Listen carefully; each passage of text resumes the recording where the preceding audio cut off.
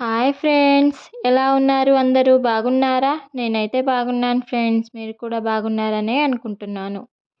ప్రోటీన్తో చాలా హెల్తీగా కాలా చనా మసాలా ఎలా చేయాలో చూసేద్దాం రండి.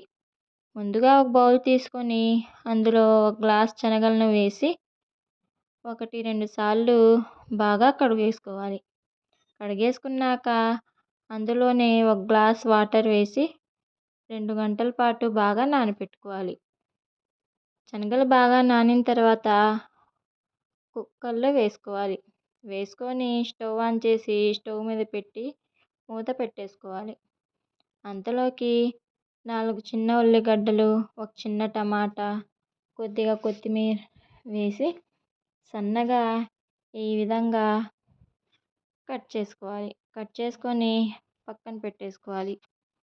మనం ముందు పెట్టుకున్న శనగలు 2-3 విజిల్స్ వచ్చేంత వరకు పెట్టుకొని స్టవ్ ఆఫ్ చేసుకోవాలి.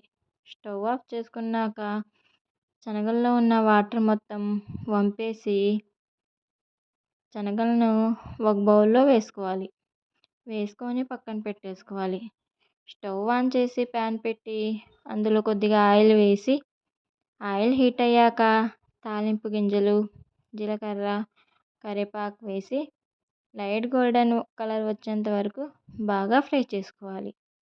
ఫ్రై చేసుకున్నాక మనం ముందుగా కట్ చేసుకున్న ఉల్లిగడ్డ ముక్కలను వేసి కొద్దిగా మగ్గేంత వరకు మగ్గించుకోవాలి.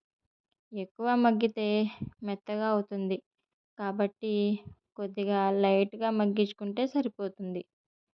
ఉల్లిగడ్డ ముక్కలు మగ్గిన తర్వాత అందులోనే కొద్దిగా పసుపు వేసి మరోసారి కలుపుకోవాలి. కలుపుకున్నాక మనం ముందుగా ఉడకబెట్టుకున్న శనగలను వేసుకోవాలి. వేసుకొని మొత్తం కలిసినట్టు ఒకసారి కలుపుకొని లో ఫ్లేమ్ మీద పెట్టేసుకోవాలి. పెట్టేసుకొని అందులోనే మనం ముందుగా కట్ చేసుకున్న టమాటా ముక్కలను వేసి మరోసారి కలుపుకొని స్టవ్ ఆఫ్ చేసుకోవాలి.